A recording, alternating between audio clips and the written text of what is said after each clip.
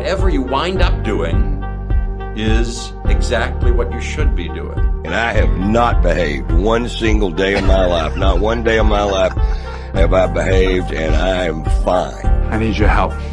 I can't tell you what it is. You can never ask me about it later, and we're gonna hurt some people. Whose car are we gonna take?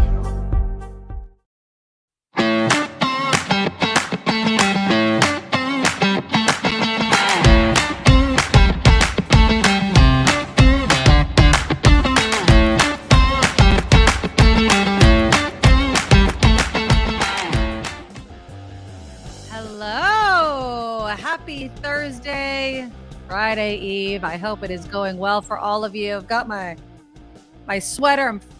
I complain about the same thing every time. My hands are freezing. I am so excited for things to warm up around the Bay Area. Not too quickly. Some of you have been sending messages not to worry too much about the fast snow melt. I just want to get through the summer, but I do want it to warm up. I hope you guys are staying nice and safe out there. We have a great show coming up.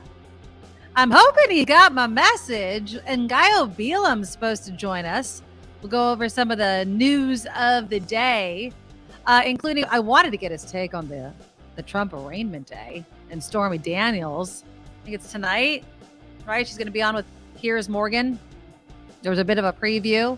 She wants to testify. She is all about it. And I agree. Throw her out there. Let her share all the nitty gritty details. We'll talk about diversity as well. Levi's is facing some criticism because it's touting its diversity, but then it also claims it's going to start using a pilot program using AI models. Now, if I was a model, I'd be kind of nervous. But we'll talk about that. Also, and I'm really hoping we get in Ngaio because some cannabis industry leaders held a press conference today demanding police do something about them being targeted. And it seems like it's an organized group of people that continue to rob them all around the Bay Area. So the cannabis industry is calling on cities like San Francisco to do something about it. San Francisco's doom loop, we've talked about it a number of times this week. And in light of, just the bad headlines, comes more details about that stabbing death of the Cash App founder, Bob Lee. And I hesitate to say this, and I'm going to open it up into the comments because I want you to tell me what you think. But all the headlines about how dangerous San Francisco is, the crime and the homelessness. If someone came up to your car in the middle of the night, bleeding from their stomach, what would you do? Because apparently there was somebody that could have helped Bob Lee and didn't. I always think we know what we would do. But what do you do at 2:30 in the morning when something like that happens? Getting paid. Now, celebrities, launching businesses is not new. But JLo and golfer Harold Varner are facing some criticism in some circles for what they're promoting. Varner's going to be playing for that Saudi golf league. And JLo is coming out with her own alcohol brand, but she doesn't drink. So is it hypocritical for her to get into this business? We'll discuss that as well. We'll get into some more serious news as well. Idaho has become one of the most extreme anti-abortion states in the country. I mean, it's a race to see who's going to be the most extreme, I guess. But now people living in Idaho, if you help somebody get an abortion, you can face 5 years in prison. It's insane. Because, controlling people in that way. I don't know how Republicans can say with a straight face they're the party of freedom and independence and then do something like this. Kid Rock, I put it on my Twitter page. I thank my husband, actually, for bringing this picture to my attention. Kid Rock, a bit of a hypocrite. As a picture from 2003 goes viral, you'll remember that Kid Rock was shooting up some Bud Light cans after they put Dylan Mulvaney, a transgender model, influencer, TikTok influencer, on their can as a promotional item. So he started shooting up Bud Light cans and cussing them out or whatever. So, but there's a picture that I'll show you in just a minute that just shows the hypocrisy. If we have time, because we do have a packed show today. We're going to speak with Jefferson Graham, who's back from his trip to Asia. We'll also be talking to the San Francisco SPCA. We have a couple dogs up for adoption. But a new report was released today, keeping in the serious vein. And again, talking about the things that people choose to focus on, like drag queens, right? And the transgender community. But a report looking at the oldest Roman Catholic diocese in the country, which is in Maryland, has showed quite the damning picture of just how much they hid and protected abusive priests. And if you're going to be against something, if you're going to be outraged by something, be outraged about things like that, things that are actually hurting kids. Things that, I mean, I was reading in this article that one person who had been abused calls it a life sentence. I mean, it's nothing that you could just move past. Some tips from a criminologist. A criminologist has some advice for especially women if you're out and about to protect yourself. So we'll get into that as well. But before we talk about any of those things, please do what we love for you to do and click that thumbs up button to show your support of the show. It helps us out. It's right below your screen, right there. The super chat is also live. Now, if you're just joining us and we have new subscribers, the numbers are going up every single day. There's a $sign underneath the live chat box. And that's a way for you to throw us either a super sticker, a super chat. That money goes directly after, Google takes their cut, YouTube takes their cut. It goes directly to myself and to Kim. So we really appreciate any amount that you guys can throw us. If you throw a comment in there, we do read it. And so just look for that $sign in the super chat feature. Now, if you want to become what I have dubbed the Medorables, which is my monthly Patreon crew, just go to the website on your screen, the NikkiMedoroShow.com, and you can become a monthly Patreon subscriber. And it's just consistent money for us. Look, this show, it's evolving. It's going to be changing. It's going to be introducing new features. We're still kind of finding our way, even though we've been doing this for 5 months now. But the way that we can keep doing this show in any capacity is by making sure that we have some money coming in. So again, join our Patreon. You'll also find links to PayPal. You'll find links to my merchandise shop. The direct website is theNikkiMedoroShop.com, theNikkiMedoroShop.com. And yeah, you can do all that. Share the show with your friends. We'd love to continue to get more subscribers. And it just really, really helps us out. So hoping against hope that Ngaio Bealum will be on with us. Although, let me just check really quickly my email address, because I sent it to him. We're trying to make it every Thursday thing. But if we don't, we could just discuss it amongst ourselves. But hopefully Ngaio will come on. And I do want to let you guys know, I mean, he's a great guy, awesome podcaster, writer. He's a cannabis activist. He has a show coming up. What date is it? Oh, April 19th. So pretty quickly. It's called North Coast Comedy. He's the headliner. There's Tommy T. Love, Wendy Lewis, The Burn Man is the host, Steve Sims is DJing, and it's in Santa Rosa at the Epicenter Window Room. Again, on April 19th. You could look for Ngaio. Instagram is Ngaio420. That's NGAIO for people who are not aware of him. But yeah, he's a great guy. Even if he misses our hit today, just go check him out. He does a lot for the show. I'm really interested in what he has to say. But let's get into some of the topics that we were going to talk about. Like I mentioned, Stormy Daniels said she absolutely would testify against former President Donald Trump if the criminal charges against him in his alleged role in the hush money payments, if it goes to trial. So let's see. Her interview with Piers Morgan is supposed to air today. They say this afternoon. I'm not quite sure. I don't watch Piers Morgan. Sorry. He's not one of those people that I can really stand that much of. Him and Bill Maher, in small doses, I could take it. But basically she said, yeah, even though it'd be a bit scary and all those sorts of things, she would really want to get up there, because she was telling Piers Morgan, if I don't go, if I'm not up there, it's as if they're kind of hiding me, as if I've done something wrong. And she's like, no, I haven't, and will legitimize my story. I would just love to see her up there and just spill all the beans, wouldn't you? Wouldn't you just love to get all the dirty, dirty details about it? I mean, not too dirty. I mean, we want to eat and sleep at night. But you know what? The truth of the matter is, as I'm even saying those words, we know what's going to be said. Donald Trump had sex with Stormy Daniels. He didn't want anyone to find out about it, so he paid it off. I don't need any other details. I don't need to know his size.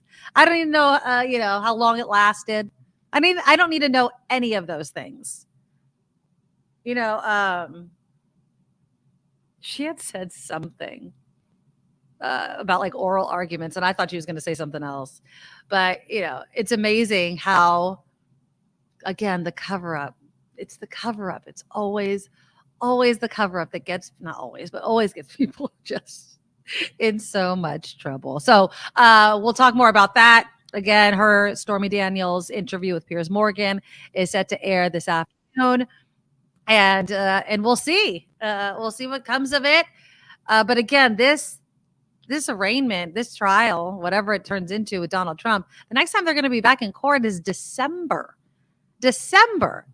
So this is going to be a drawn out thing. We can't, it's a marathon. It's not a sprint. Just kind of cool your heels and understand that this is going to be a slow rollout indeed.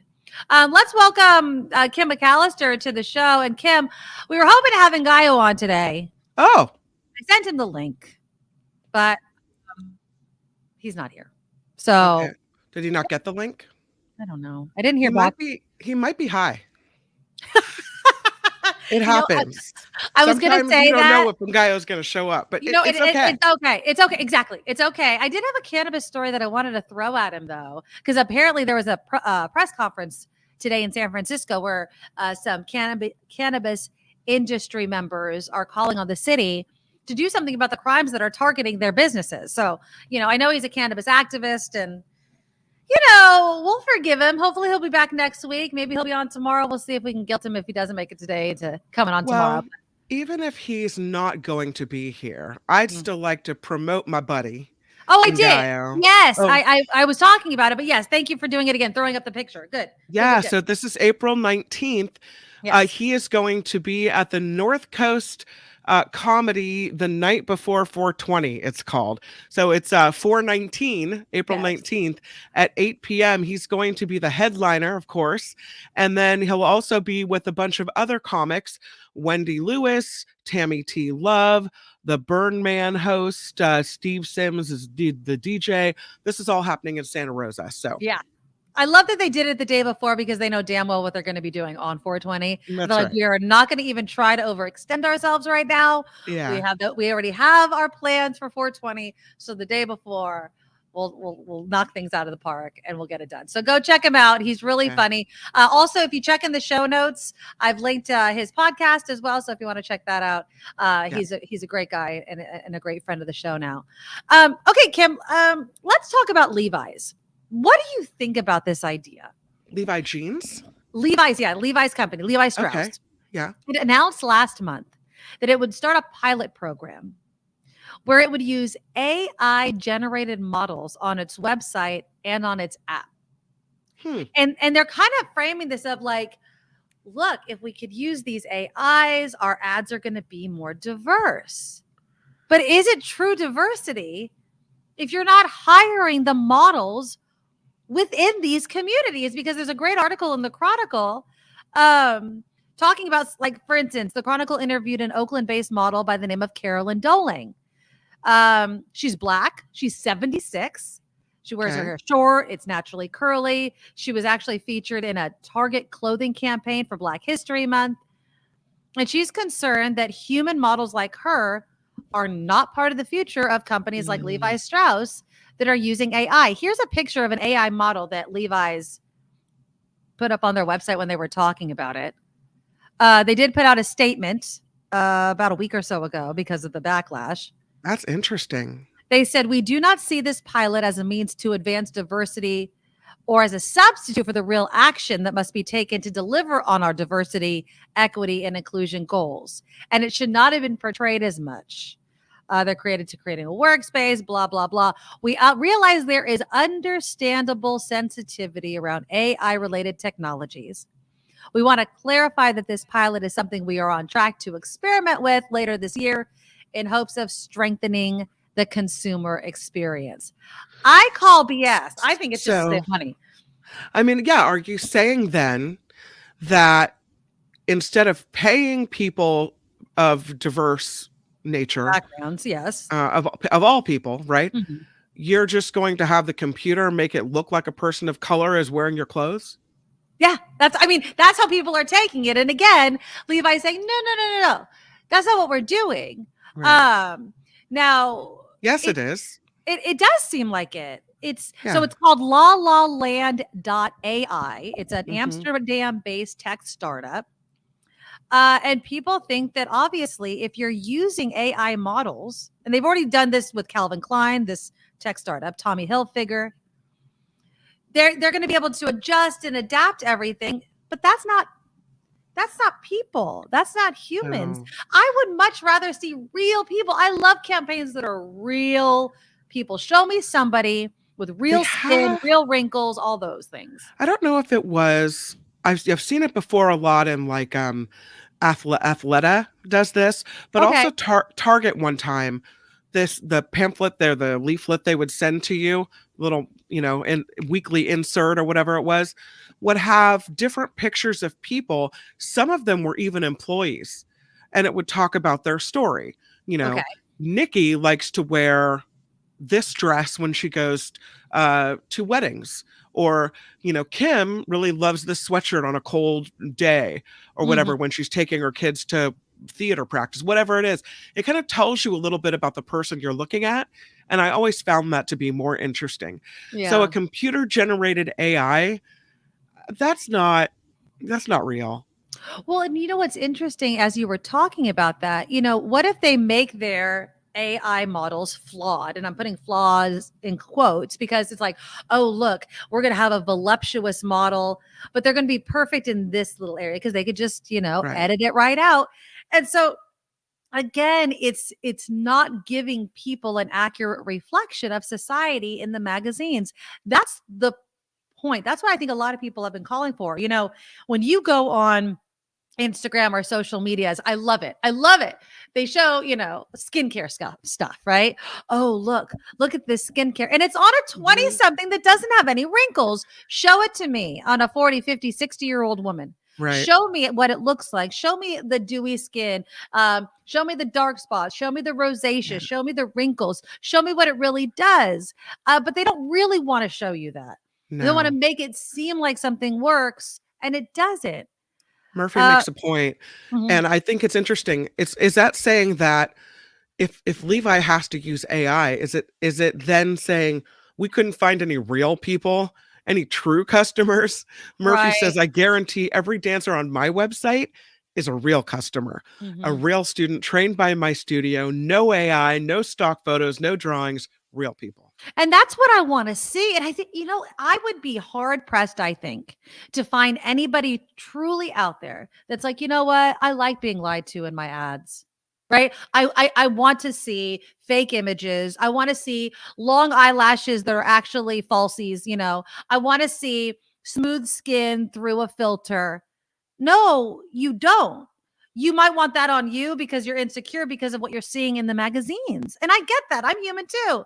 I mean, Jesus, like sometimes when I wake up in the morning, Kim, let's just be honest. I'm like, oh my goodness gracious. But it's real. It's who we are. And if we saw more people that looked like us in real life, I think that'd be beneficial to everyone. And it does scare me that they're using AI in this way. We're not asking for it. We're not demanding it. Society doesn't want this. We want real.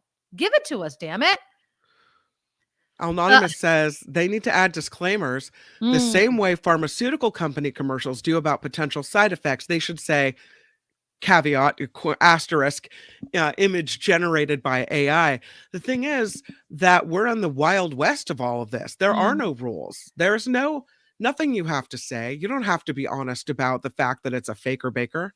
Yeah. But also, do you think that even if you see it, because it's just constantly in front of you, it's like the warning on a pack of cigarettes, right? I mean, Let's be honest. You were gonna smoke the pack of cigarettes anyway. I literally went. Just speaking of cigarettes, I went to the drugstore the other day, and this guy's in front of me, and he bought 4 packs of cigarettes, and I don't know why. Blew my mind. He's like, I need 4 of those, and I don't see so many people smoking cigarettes anymore, but I don't think it has anything to do with the warning on the side of the pack. I think it has to do with societal pressures and things like that. And I hope that there's a societal pressure on some of these tech companies and some of these businesses to pull back from it and be like, no, I don't want to see AI generated people. I want to see real people. Speaking of, we lost him. No. I know. We just lost him. I was going to go to him. I don't know what happened. Ngaio, come back. Ngaio clipped in and then clipped out. Let's see. Nick says, Nikki, if that many people wanted real, quote unquote, then the makeup and cosmetic surgery industries would not be what they are. I push back on you, Nick, and I will say they are what they are because of what we keep getting shown. Show us something real, and then I won't care anymore. All right, let's welcome Ngaio Bealum to the show. Right? Oh my God, I'm so sorry I'm late. We're like, is he high? Did he forget? It's okay. I thought you were high. But I did. But that doesn't have anything to do with being responsible. Don't blame weed for your problems. Ah, very Right? good. Very good. You Very good. didn't set your alarm, or you totally forgot. It's not because you're stoned. It's because you're Thank you. irresponsible. I'm so excited that you're here. We're talking right now, Ngaio. And again, we put the link to your show that's coming up on 4/19 and your Woohoo! podcast link in the show notes. So there it is. We already gave you Yeah. shouts out. So there's Y'all the so face cute. and the name. We love it. So go check him out. Funny guy. But we're talking about Levi's using AI models to show diversity instead of actually hiring Diverse, so they're just paying white people to make pictures of black people. I think when brown people. Yeah, and here she Asian is. people. Well, she's not black, Yeah. but she's But looks like she's well, Indian. no, she's on she's the Molly Obama spectrum. Yeah, there you go. Something like that. So why not just hire diverse people? That's what money, obviously. Money. It's all about the money. Is it really cheaper? Well, I mean, I would imagine that once you got the AI going, you don't have to pay somebody workman's comp. You don't have to pay Right. them a salary. So- You don't have to pay the makeup person. You can adjust them. Oh, I want it to look like this. I mean, it's a computer generated image. Are they hiring black programmers to do this? Well, I mean, I would have no idea, but Sure, because you can outsource it to a bunch of different countries where. well, it's an Amsterdam-based company that's doing the So startup. no, then. So no. So no. I mean, there are black people in Amsterdam, but there aren't that many black people in Amsterdam. Trust So, me. I mean, I've we're been- making an assumption. been- but yeah, I've been I there. think, The weed is good. The diversity is not. so, I mean, can Levi's claim diversity, or do you think people are even going to notice? We were saying maybe there should be like a disclaimer: image generated by AI. Is that really gonna- going to influence people? I mean, you have to look at the hands, right? Because there's always weird fingers on the AI generated things. Oh, that's funny. Yeah, there. I have to go back to the picture. I know. and see. Let's look at it again. There we go. Well, that looks pretty good, Ngaio. That looks Yeah. pretty good. Yeah, it's I wouldn't know that was AI generated. I the wouldn't either.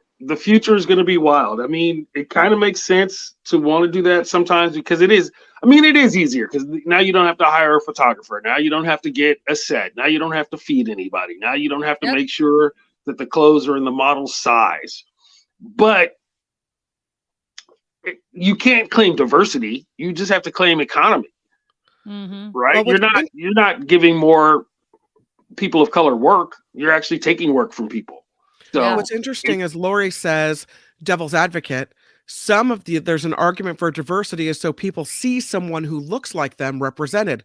Diverse AI would do this. You'd still see someone who But you're not getting hired looks for it. like where's you. the money going? So it's not Yeah. about then, but is it about the money or is it about Yes. representation matters? Well- Both. Yeah. Yeah. Both. First of all, you're putting a lot of people out of work, which is, Mm-hmm. that's capitalism likes to capitalize, like I always say. But secondly, where's who the people you are giving the work to, right? Did you hire an all black computer studio? Did you hire a very diverse computer studio? You hired dudes from Amsterdam. That's not even American. Come on, Levi's. Well, you know what's interesting, Kim, when you mentioned the, in the comment about seeing yourself represented, there's a saying, if you can see her, you can be her, but you can't be her because that's an AI generated thing. She's fake. And they don't even want you to be her anymore. Like you could just look at her. Like I can look at a rich person. That doesn't make me rich. Right. I guess the good thing is the one good thing I can think of is when you see her or your daughter sees her and wants to look like her. You can say, she's fake. She's not real. She's not a real person. That's fair. I don't know. Fair.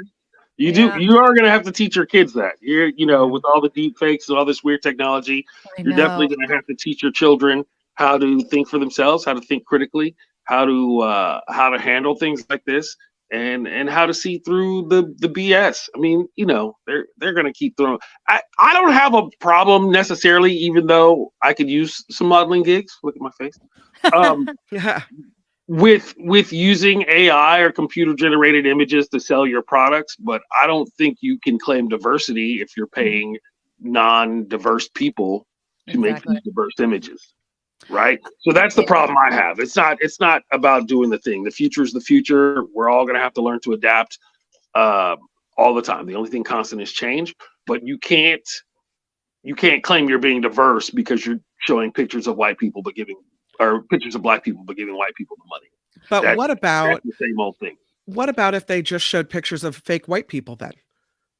I mean, if they did show a diverse range of people, regardless of who's getting paid, they have their finger in the bucket of diversity, even if the money isn't getting shuffled to people who are diverse. I don't want these people fingering my bucket. First of all, no fingering of the bucket. No, I don't trust you. I don't know where your fingers have been. Clearly, you don't think clearly. But it's not. It's fundamentally not diverse, right? Because of where the money's going. It's not what the picture is. It's where is the money going. This is a capitalist society. We worry about the money. We follow the money. That's how you find things. So if the money is not going to diverse people, then your product is not diverse. That's what I would say about it. Well, on that note, the other thing that kind of ties in with all this is actually getting paid when you are a person of color. And I want to specifically talk about Jennifer Lopez and golfer Harold Varner. Now, there are two people that are getting paid. JLo has launched an alcohol brand. It's called JLola or DeLola. And then Harold Varner. From the grandmother? What? JLola could be loosely translated as from your grandma. Oh, maybe. It's just one word, though. Weird. I guess if your Meemaw was a moonshiner, it makes a lot of sense. Well, and then Harold Varner is going to be playing for that Saudi-backed golf. LIV, the Live. Golf. Yeah, Live Golf. Yeah. And he said straight up, he's like, I'm doing it for the money. I'm not doing it to expand the world of golf. I'm getting paid right now. They offered him a lot of money. A lot of money. But okay, so JLo's getting criticized for the alcohol because she doesn't drink, but she's launched an alcohol brand. Varner's getting some criticism because it's like, no, you're supposed to say it's for the love of the sport. And he's like, I'm getting paid. I'm helping my family. Is there anything wrong? The Live Tour is clearly not for the love of the sport. The Live Tour is clearly for the money. They went out and offered everybody cajillions of dollars to break off and to join this new tour for less work, right? You get guaranteed money. Right. So on the PGA Tour, you have to pay a fee. Sometimes you get an exemption. If you don't make the cut, you don't get paid. Right. On the Live Tour, you get paid. They already paid you. They paid you a bunch of money up front. Everybody makes a little money for showing up. And it's a 3-day tournament. It's Friday, Saturday, Sunday. It's not Thursday, Friday, Saturday, Sunday. And you're already guaranteed some money. So it's hard to turn it down. And people should just be honest about it. They're like, they offered me $500 million. Of course, I'm going to say yes. I got kids. I'm going to have grandkids. I want to have a nice house. I would like to fly to Dubai every once in a while. So I don't have a problem with what he said. At least he's honest. A lot of people want to be dishonest about it. And I think that's bullshit. Be honest. Be upfront about it. Talk about transparency. Get into it. Yeah, I've got the video of the DeLola. I have been grinding nonstop for like double dutch bus. and more, I realize the importance of enjoying life.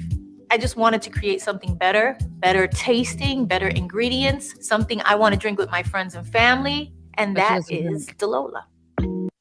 But she doesn't drink. So is that wrong? Is it wrong for her to want to get paid by promoting something when she has admitted over and over again, I don't drink alcohol? She doesn't drink at all, or she doesn't drink a lot? I don't know. Apparently, according to Page 6, she has said numerous times that she does not drink alcohol because of she doesn't want it to ruin her skin.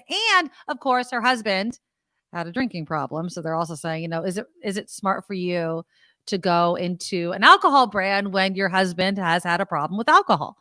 Well, and I don't know. I mean, I feel like it's unfair and a little bit like they don't. I'm pretty sure her husband doesn't have a problem with the $2 million or whatever that she's getting paid to do it. I mean, people do things for the money all the time. Yeah.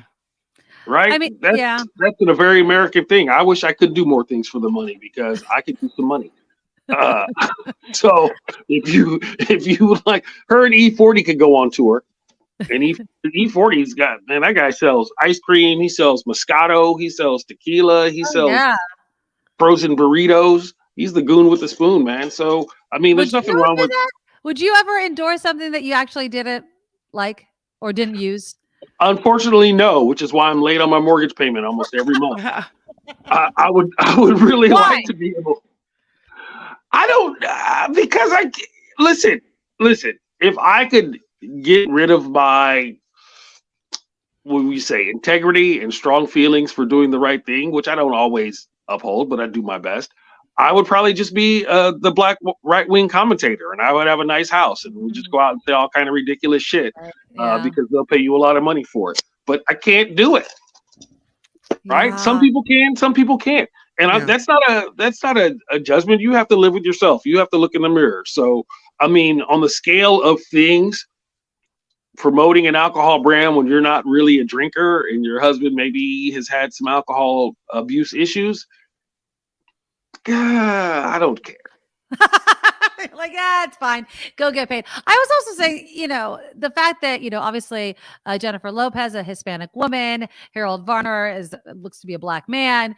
Is there also some sort of element where they're getting paid? And other people have done this for years where you just shill whatever you want to shill, but because they are who they are, that perhaps they're getting a little more criticism than other people possibly would. Is Harold really getting criticism for being honest? Are they saying he should toe the company line? What are they gonna do? Fire him? They're gonna ask for the money back? He's back? not getting criticized by the Live Tour or anything. It's kind of more fellow golfers and fans that are saying, you shouldn't be doing it for the money. Also, because it's a Saudi-backed group. How could you doing it for the money? He's a professional golfer. Yeah. Professional. That implies he gets paid to golf. Yeah. Right? That's what he does for the money. It's not like he was a drywall contractor and then he got a chance to join the Live Tour and he was like, well, drywall is my life, but they're paying me a lot of money to play golf, so I'm going to give it a whirl. No, he's a golfer. So you're supposed to go where the money is. Like all the pro athletes always talk about maximizing your contract, right? Maximizing your potential. You only have 10, 12 years as a professional athlete before your body starts to break down, before things start to go south. So you need to make as much money as you can. Everybody talks about generational wealth, right? So he could duff it out on the PGA Tour and, top 5, top 10, top 20, whatever. He could be okay. But they offered him guaranteed money to play golf. Bro, offer me guaranteed money to play golf. Look, I'll live a stinking RV and travel around. You don't even have to pay me that much money to play golf. But I would do it. I'm actually going to go golf today, and I'm paying. So nobody's paying you, huh?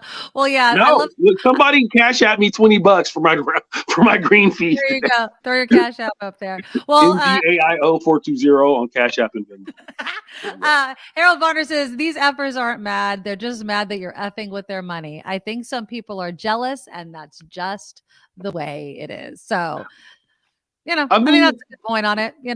It's one of those things too, right? It's kind of the PGA Tour has been awfully set in its ways for a while, and people have been talking about how they need to all pro golfers, how they need to expand some things or change some things, make it easier, make it a little better for the players. And the PGA Tour refused to do it, and so Liv showed up and like, everybody have $400 million or whatever. And then, we got all this oil money and we need to rehab our image because we kill journalists. So let's do this, right? Because rich people don't mind so much if there's a lot of money involved. So we're going to start a golf tour. Yeah. So there's no reason to be upset with him for taking the money. You know what I mean? It was kind of the same thing with cabs and ride shares. Cabs could have had apps long before that. Cabs could have done a lot of things to make their services a lot better, right? And they didn't. So the ride shares came along and the cabs like, oh my God, you're taking our job. Bro, you weren't doing your job. You weren't listening to the people that you get the money from, right? The people that you use to make the money, you weren't listening. This is why we have strikes. This is why we do these sort of things, because labor, dude, you make me sound like a socialist right now. But I am.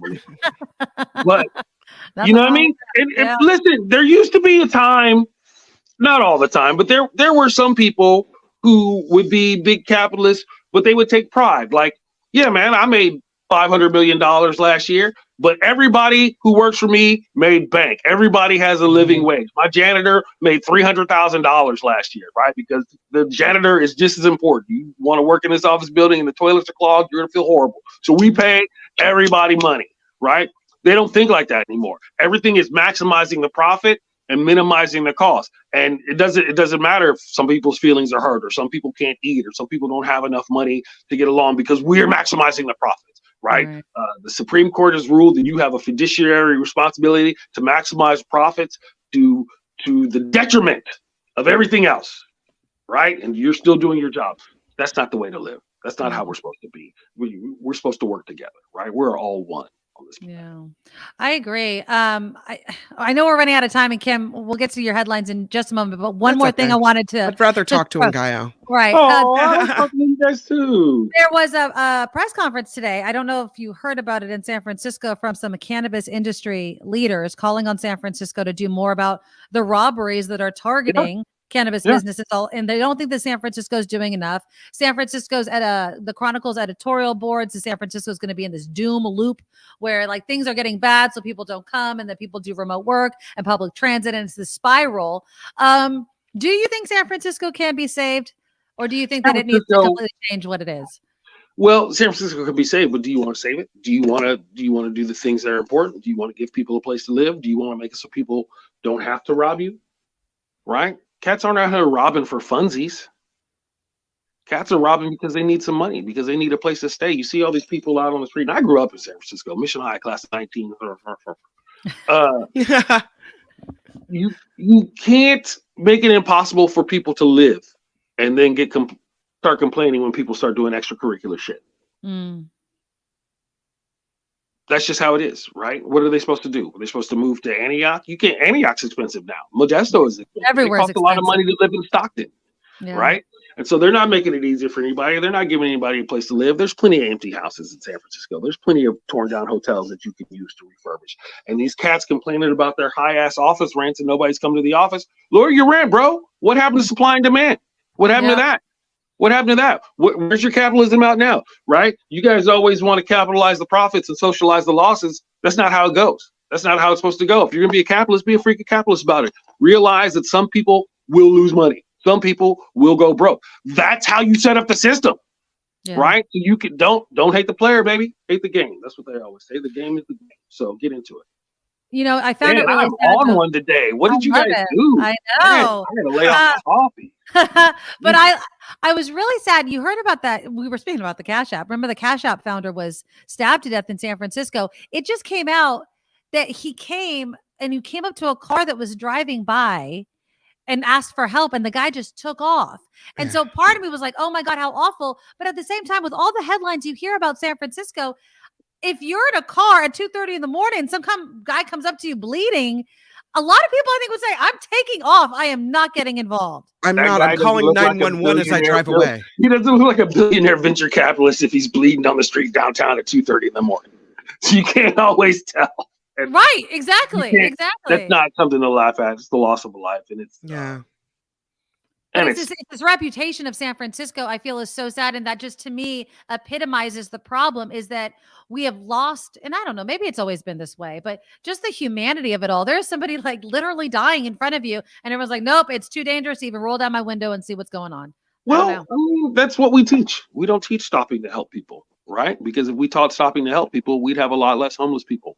God, you would never go anywhere then. I mean, if you stopped to help every single person walk the streets of San Francisco, you'd be stuck in one spot. Well, yes, it's you true. know, It's one of those things. But that's, I mean, and it's sad. Businesses are supposed to pay taxes. This is why we're supposed to have a government to help with these sort of things, right? The government is not supposed to just make it easier for only businesses to live in a city. They're supposed to make it easier for the people who live there to live in a city, to be in a city. So what do y'all want to do about it? That's a good question. I mean, it's just that, I mean, again, this is just one tragic story coming out of San Francisco. Don't forget, San Francisco is like 66th in violent crimes. Oh, right? Out of all the major cities, it is not. It gets all the headlines. It's not a problem. Well, it gets the headlines because some rich guy got stabbed, right? Poor people get stabbed in San Francisco. No one cares. No one cares, right? Listen, in New York one time, a homeless man died on the subway and nobody said shit, but a dog died on the subway and they got thousands of comments and notes and things. So, I mean, I'm a member of People for the Ethical Treatment of Other People, right? Yeah, I like that. So let's start treating people ethically. Let's start looking out for our fellow human beings. Let's start getting into it that way, right? And then we'll see what happens. And Ngaio Bealum, check him out the day before 420. I promise I have jokes. I love your jokes. Go listen to him. But I love it. I was saying before we brought you on that it's smart of you guys holding this event on the day before 420 because I'm sure you're totally busy on 420. I do have a show on 420 as well. I'll send you some things for that. Oh, good. Okay, and this Saturday, I will be at the Crest Theater in Sacramento with my homie Lance Woods and my homie Lars Parker, and that's gonna be great. It's a good time. If you live in Sacramento, come on out. Well, email me the link and I'll put it in the show notes when the show ends up. And if you guys want to go see Ngaio this weekend, go check him out in Sacramento. I appreciate you coming on, my friend. We will talk again next week. Always a pleasure. Thank you so much. See you on the links. All right, bye. Bye. Bealum right there. Yeah, he's awesome. I love getting his take on things, Kim. It's just too much fun. I mean, even if I don't always agree with him, it's just fun to hear what he has to say. Oh yeah, no, he's really interesting.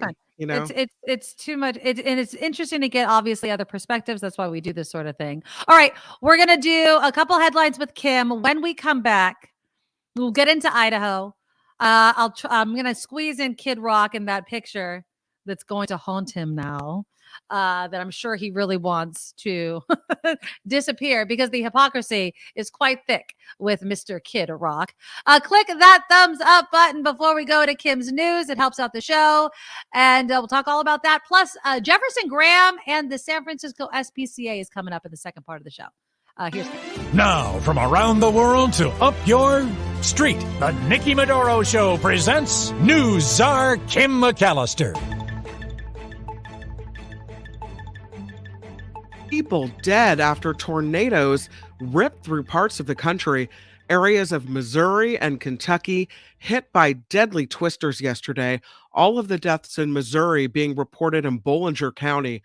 Missouri Governor Mike Parson believes it could take weeks or months to recover. He says all state resources are available to assist the community.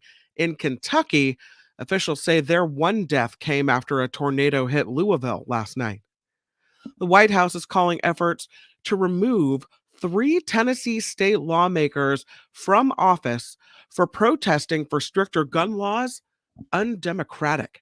The Tennessee House of Representatives is voting on whether it will remove these 3 Democrats for demonstrating on the floor following last month's school shooting in Nashville.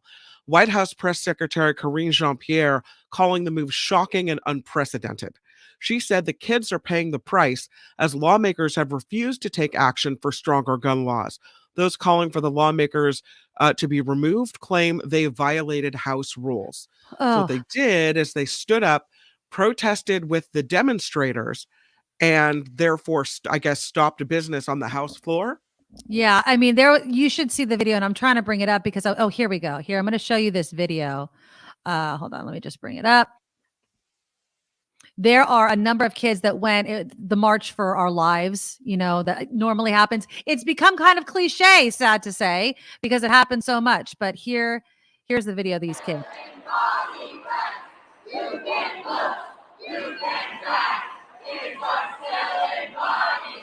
So they're saying you ban books, you ban drag, but kids are still in body bags. You ban books, you ban drag, kids are still in body bags.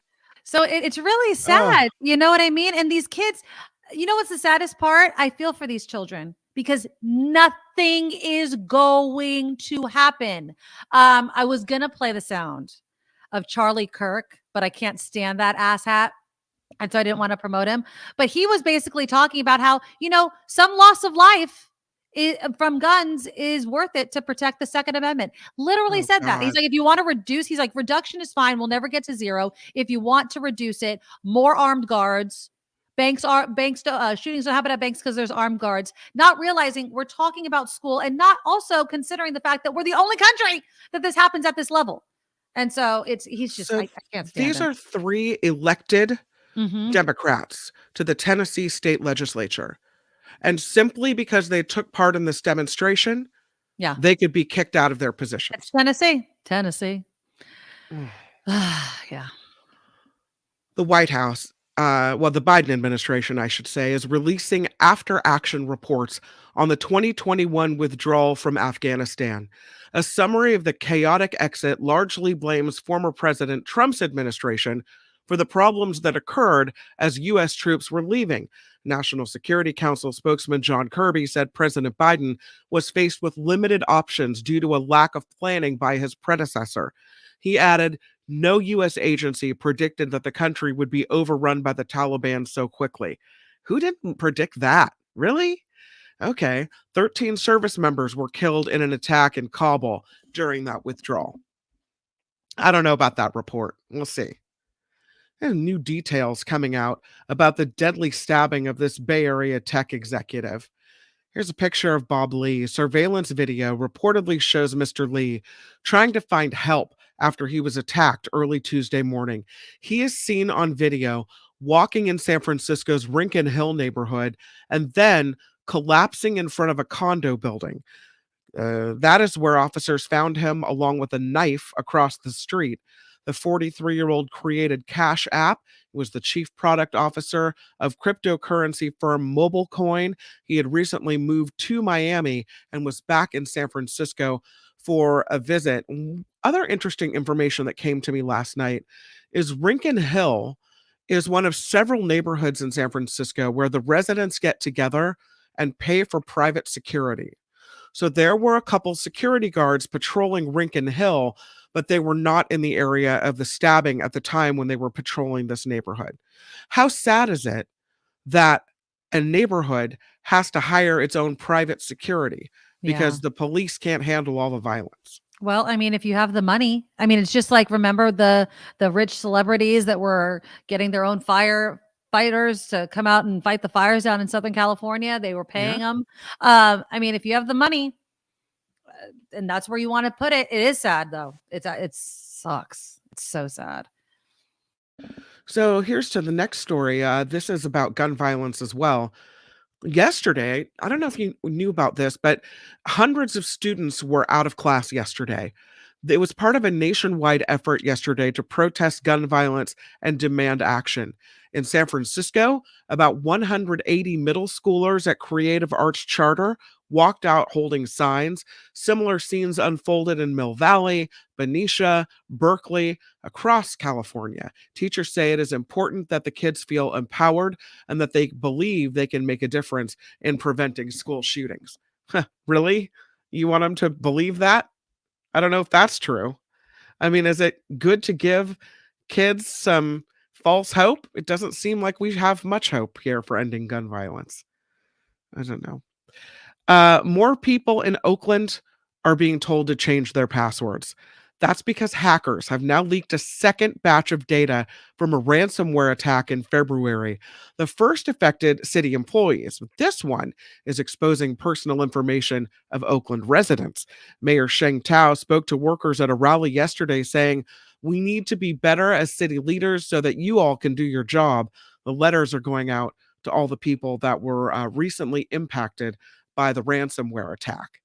And in San Francisco, the owner of 6 high-rises are getting more time to complete window inspections. They were cited last month, and they were originally given 14 days after the windstorms blew out the glass.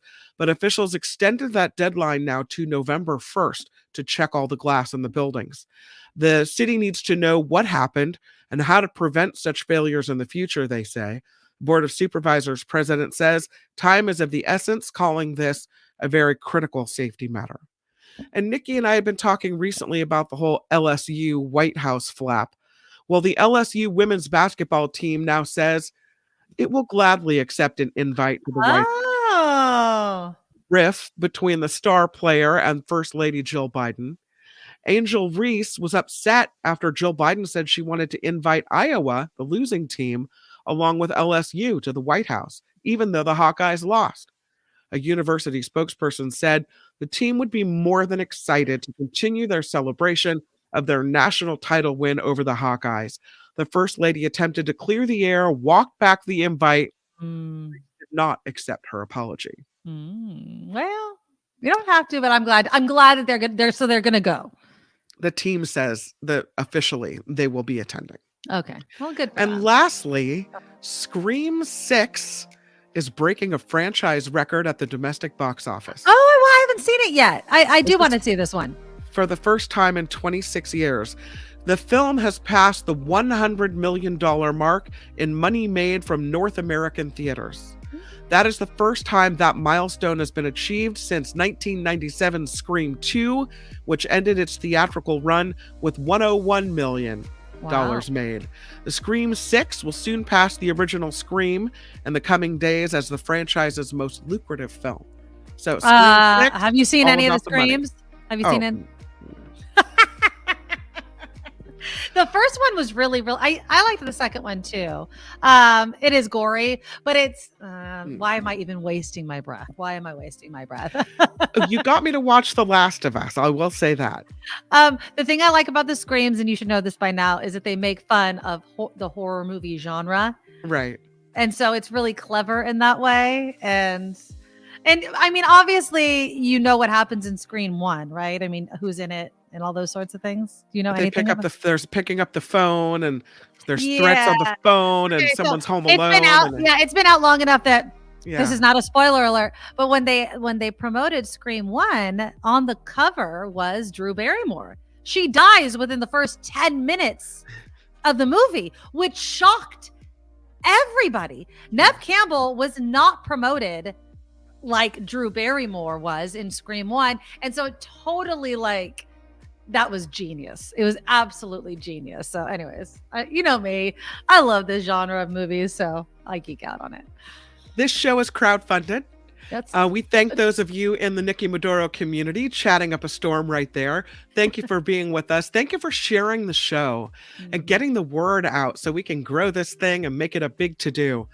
And also, we want to thank you for financially supporting the show. And if you're so moved or so inclined to do so, you can find our Patreon and PayPal links at thenikkimedoroshow.com. The YouTube chat, of course, the YouTube super chat is live here on YouTube. So thank you for anything you kick our way. Yeah. I'm Kim McAllister, and this is the Nikki Medoro Show. Thank you, Kim. Thank you. All right, so Jefferson Graham is back from his fancy schmancy vacation. So he's going to be on with us shortly, and he has some iPhone tips and tricks. He's been growing his YouTube channel. Actually, if you want to check it out, the link is in my show notes, Photo Walks TV. And then he's doing kind of these shorter videos just with tips and tricks. And I think he said he had 6 to 8 that are live right now. So you can check that out. We'll talk about that. I do want to talk to him. Stop. There we go. That was loud. That was really loud. Sorry. So on Friday or Saturday, there's this one picture that everyone's going to want to take in San Francisco. And I want to ask Jefferson Graham if he's going to be out there taking that picture, and if he's going to take it with the fancy schmancy phone, or if he's going to take it with his iPhone. So that's coming up. All right, let's get into real quickly, though, some other headlines. Idaho has become one of the most extreme abortion states. It now has a law restricting travel for abortions. Quietly signed. They love to do this in the cover of night, right? So the legislation makes helping a pregnant minor get an abortion whether through medication or a procedure in another state, punishable by 2 to 5 years in prison. One person put it this way. Imagine a brother takes his 17-year-old sister out of state to get an abortion and they don't tell their parents. Imagine a 17-year-old lives in an abusive home and asks the parents of their best friend to help them get an abortion without telling their folks. Both of these quote unquote crimes could lead to 5 years in prison. How about this? You don't get to be part of the conversation. That's what I just don't understand about all of these restrictions. Government, they say government needs to get out of it. Government needs to get out. Government's the problem. That's what Republicans always say. Government's the problem. Government's the problem. Government is the problem in this case. Stay out of it. It has nothing to do with you. And so, yeah, I don't know anybody that really wants to. I mean, I have good friends that live in Idaho. One of my bestest, longest friends lives in Idaho. She's not obviously, I have friends of different political persuasions, but she is very much against this. She put her kid, a 17-year-old, 16, 17, on an IUD, I know it doesn't protect against STDs and things like that, but she's like, just in case, get my daughter on birth control, because God forbid something like that happens and you live in one of these back-assward states, So I really do wonder where this is all going to lead and when we're going to get it together. This is the Governor Brad Little. Yeah. And he signed this bill into law, banning adults from helping minors cross state lines to get an abortion without parents' consent. Right. Under the law, any adult who helps a minor get an abortion pill or surgical procedure within Idaho or cross state lines is committing trafficking. They're calling it trafficking. And they're also making people narc on them, right? I mean, you would think then, so either the government's tracking you or they're turning your family and friends into these types of narcs. And that's crazy in my mind. No. Like, because who's turning these people in? So abortion is legal in Washington, in Oregon, in Nevada, and Montana, all the neighboring states to Idaho. Right. What are you going to do? What is a girl to do in Idaho if this happens to her? Leave. I mean, and I know that's not possible for so many people. First of all, you don't tell anyone. No, because anybody you tell could then be accused of trafficking. Oh yeah, being an accessory to whatever. So you get into someone's car, hopefully your own, or you get on a bus and you roll into Oregon or whatever state. You do what you need to do if that's your choice, right? Because it's all about choice. Mm-hmm. Go to this neighboring state and come back, and you never tell a soul. Is that what they want? Yeah, they want you to keep it quiet. I don't understand the world that we are raising our young boys and girls in. I mean, but again, the government, it's just this two-faced attitude by Republicans. They want government out in this instance, but in this instance, it's like, choose something. You're harming people. You're putting people at risk. You're risking their freedoms. For what? For a life you don't give two craps about, because you won't do anything about school shootings. You won't protect lives. Some lives, according to some Republicans, some people just have to die to protect the Second Amendment. I mean, this is the hypocrisy of the GOP. It's just insane. It's just insane. I'm very disheartened and discouraged and angry. Yeah. I mean, it's one of those things where, we live in California, thank goodness. So far, right? So far, these decisions aren't impacting us, right? But because it could. What a judge decides in Texas apparently could, affect the whole country. Yeah. I mean, now, Kevin, I don't think you're right, unfortunately. I wish you would be. Kevin says this will all backfire on Republicans. How when we have a conservative court? How?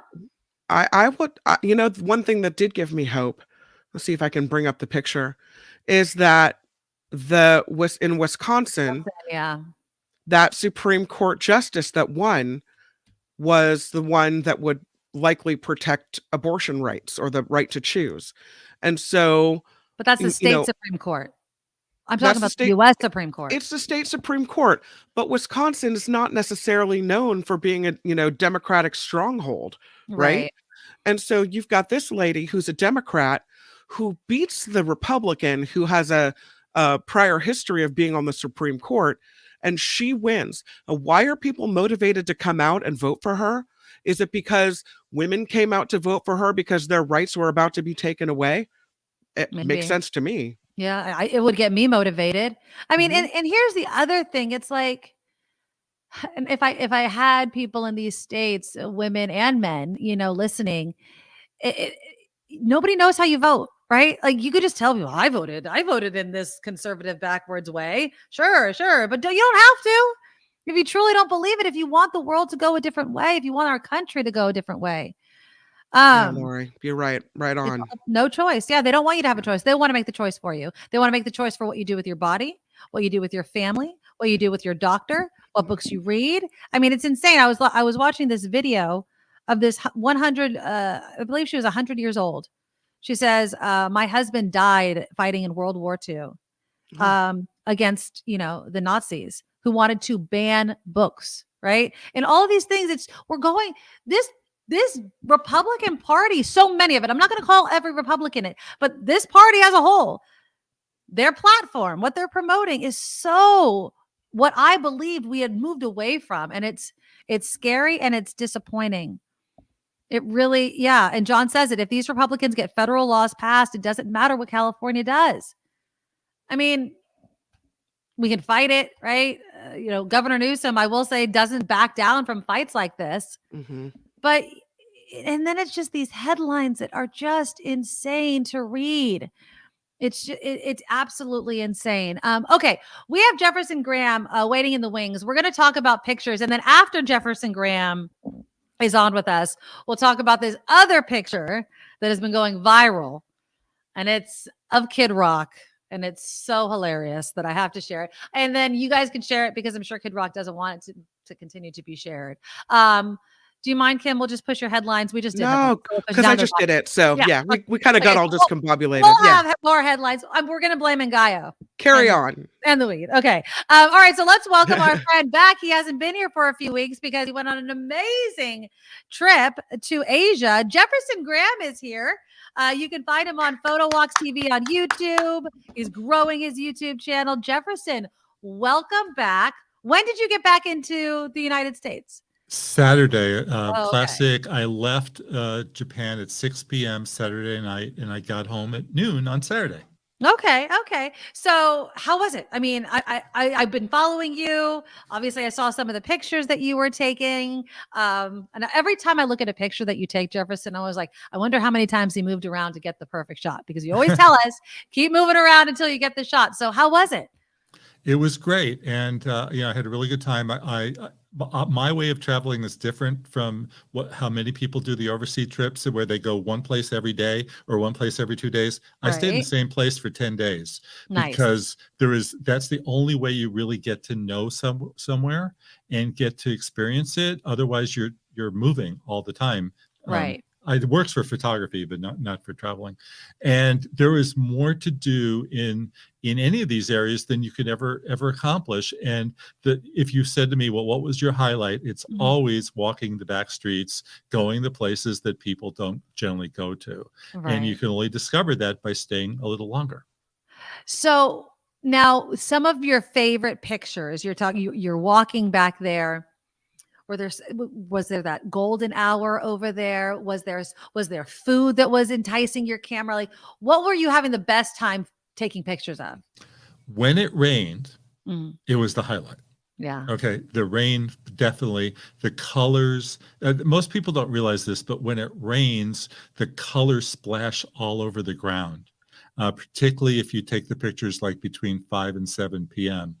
During that magic hour. I got a shot of Chinatown that is just awash in red, and I was really happy and really impressed. I also got a shot from my hotel room of people walking through Japan's Chinatown. Yes, there's a Chinatown in Japan, and everybody has an umbrella over their head, and it was a sea of umbrellas. So I got a big kick out of that.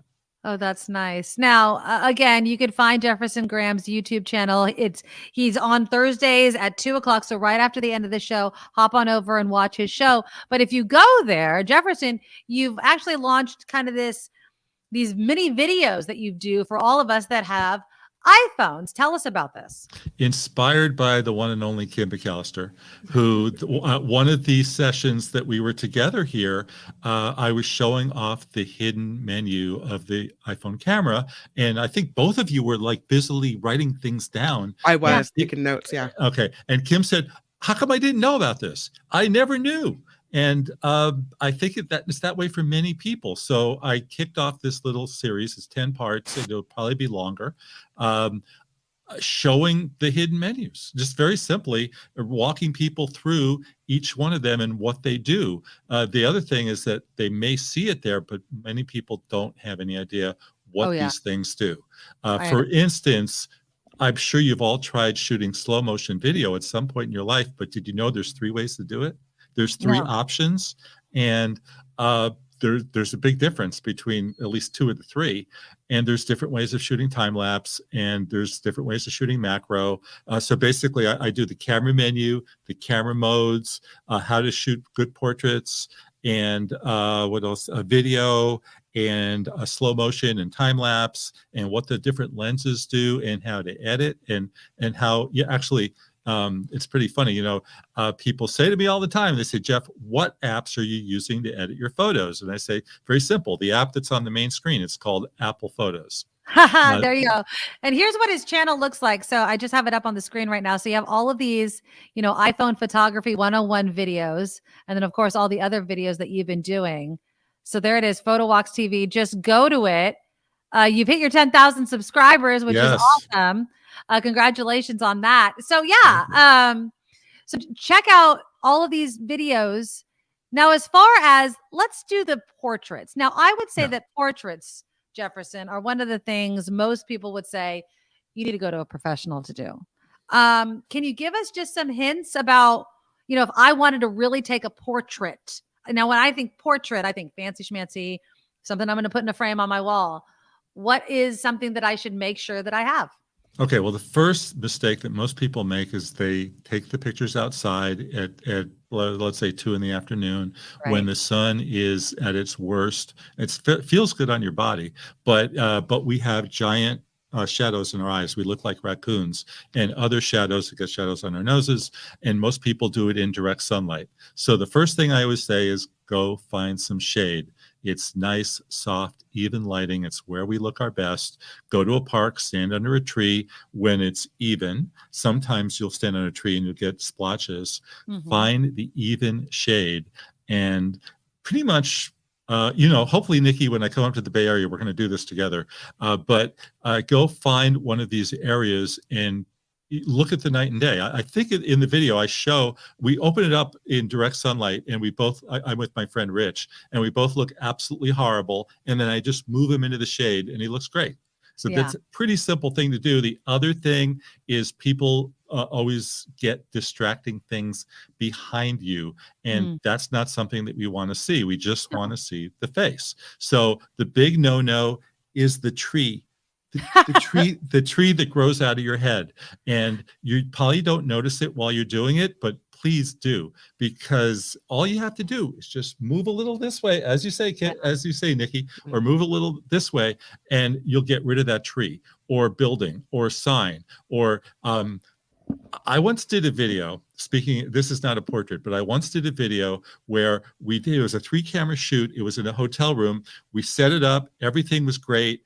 And then I said to the subject, "Do you mind if I go to the bathroom for a minute?" He said, "Yeah, go ahead." So I went to the bathroom, and then I came out and I forgot to close the door. And then we shot this whole interview, and all I could see is my subject in the toilet bowl.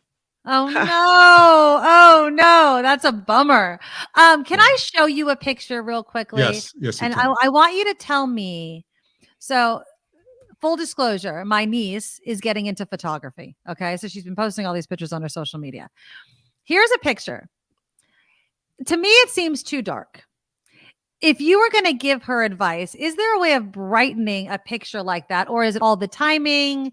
I don't know. Does it look like there's a filter there? I mean, what would you say to somebody like that showed you a picture like that? What went wrong? What can they do right? Download it, put it into the Apple Photos app, and click the first button, which is the magic wand, which brightens up the image. Oh, And okay. then if that's not enough, go to the second button, which is called exposure, and up it by 1. That's just move your finger across the slider, and that's all it needs. Yeah. Just a little boost. Little light, little, and everybody can do that for any of those pictures. Yeah. I never want to mess with things. See, that's my thing. I'm like, it's just a crappy picture. You know, I'm not big on Instagram filters, but I think she could open up it in Instagram and definitely use one of the filters to brighten it up. Okay. Is there a difference between a portrait and a headshot? Ooh. A headshot is considered something that you put on LinkedIn. You know, it's you know, you guys would have headshots on your page. If you have the Kim McAllister bio and the Nikki Medoro bio, it would be a headshot. A portrait is generally, you know, just something more. It could be more casual. It could be more studio, but it is basically the same thing. It's a picture of a person. Yeah. One more question that I have for you, Jefferson Graham. Yes. And again, check him out. Photo Walks TV on YouTube. His show starts right after this one. Is it Saturday where people are going to be coming to San Francisco to take apparently this iconic picture at California and Gulf Streets? You know what I'm talking about? I know exactly. Have you ever taken it? And what advice do you have for people that want to take that? Well, it's funny because, you know, I live in LA, and every November and January, there is this giant crowd down by the Manhattan Beach Pier for what's called Pier Henge, because the sun will set right in between the pier, and all these people come down to photograph it. It's a happening. And in San Francisco, it's a happening to get the sun right behind the Bay Bridge with the beautiful expanse of, you know, going down the hill. Right. I have not had the experience. In fact, I said to my wife when I saw this picture yesterday, I said, "Oh, I'm going to San Francisco Saturday morning. I'll see you on Sunday." And yeah, is that said, nice? Really? Yeah, it's fantastic. That would be really hard to get with a smartphone. That was taken with a telephoto lens, a big telephoto lens on a big camera. Just so you know, when you use a big telephoto lens, it brings images closer. So it made the sun look a lot bigger than it actually was. Nice. So that was taken with like a 600 millimeter lens. The biggest telephoto on the iPhone right now is a 77 millimeter. Oh, wow. That's a big difference then. Yeah. Yeah. And then the time, of course, because you have to stand in the middle of the street, apparently, to take this picture. That's how you do it. I didn't actually have the time of it, but that looks like, you know, I have right stood in the middle. I've stood in the middle of that street in the morning, but the sun was not doing its thing. It's not too hard to find your time, particularly because if you go in the cable car tracks and there's no cable car coming up, you're in good shape. You got it. Yeah, exactly. They're saying about, at least according to SF Gate, they've seen anywhere from 40 to 70 people try to take the picture of that shot. I'd say the other hardest part is not to get any other heads in the shot, but I guess if you have the right lens, like if you have a big lens, it's not going to be hard at all. It doesn't matter at all. All right, Jefferson Graham, check him out. The link is in the show notes. Photo Walks TV. It starts in about 45 minutes from today. From now. Yes, I'm trying to speak. Right after the show. Yeah. Right after the show, just click right on over to Photo Walks TV. The link is in the show notes. Jefferson, we always love having you on. We'll talk to you next week. Okay, bye. Bye-bye. Yeah, I want to go to Japan and take pictures of all the pretty umbrellas. What a life, huh? I know, right? Do you think I'm weird for taking pictures of my kids when they're asleep? No, I take pictures of my dog when it's asleep. They're so cute when they're sleeping. I just love to. And they're so quiet too. You're like, that's the what I want. That right there. Do you have a favorite picture of your kids? Like one that you just, you know, you took it or you had it taken. I don't have professional pictures taken very often. Right. But one that I had taken when Julia was really little, it's like breathtaking. Oh, really? It's my very favorite. There was a picture in one of my memories. As you're talking, I was trying to bring it up. And it was one of my memories from yesterday. Do you always buy spring pictures and fall pictures of your kids' school, pictures? Because you know they take. I always buy at least one. I stopped buying the package because I don't need all the wallets and all that. Right. But I buy one of the 5x7s, and every year I have one on the fireplace of each one on the mantle. So I always get the fall pictures. I never get the spring pictures, and I can't find it right now. But if I had to laugh at a picture, so I told my kids, this was years ago. My daughter must have been maybe in 4th grade. So my son was probably in 2nd grade. And it was picture day in spring. And I was like, we're not buying these pictures. So you can take the picture. They make everybody take the picture though, right? Because then if it's really cute, the parents are going to want it. Right. My son smiles like this. And my daughter doesn't take off her baseball hat. She has short hair at the time. And she's like this weird expression on her face.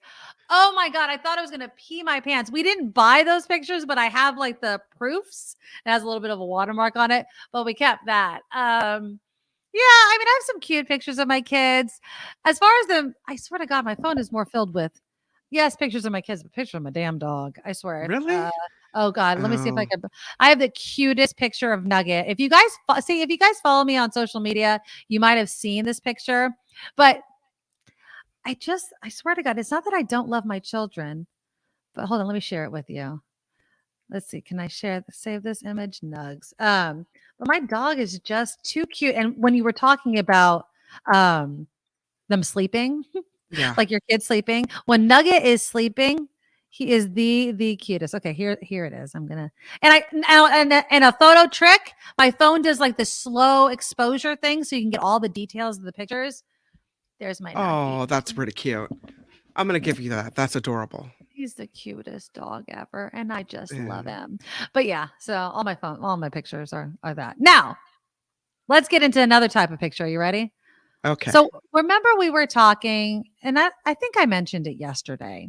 Kid Rock all upset at Bud Light because they put Dylan Mulvaney, who's a transgender TikTok influencer or whatever, on a can of Bud Light. Okay.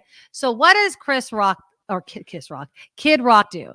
He decides to post a video where he's lined up several cans of Bud Light and he takes his AR-15 because it's and he shoots them all up. And then he goes F Bud Light and F Anheuser-Busch. Okay. Because they did a promotional can. It wasn't even sold to everybody. They just did a promotional can with this transgender TikTok influencer on it. Okay. Here is Kid Rock, by the way, in 2003. And this is a picture you could share and share alike. There he is drinking a Bud Light next to a drag singer. There you go.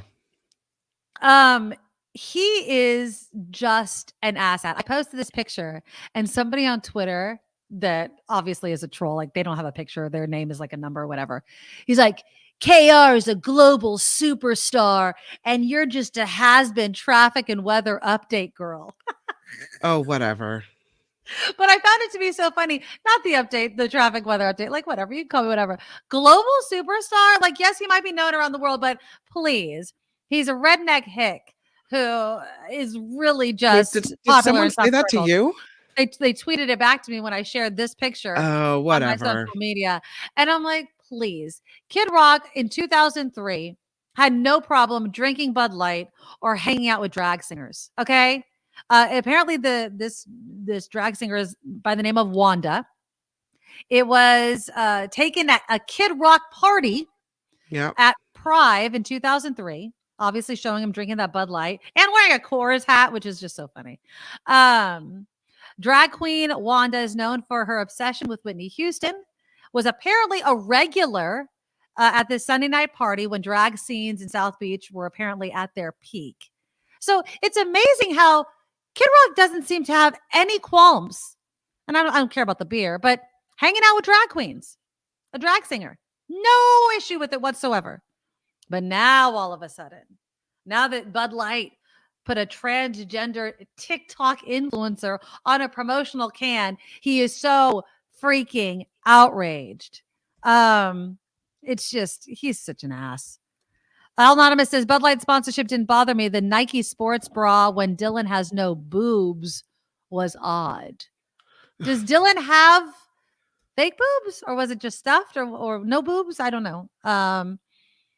I feel like there may be a transition happening. If it has not happened yet, I could give two craps.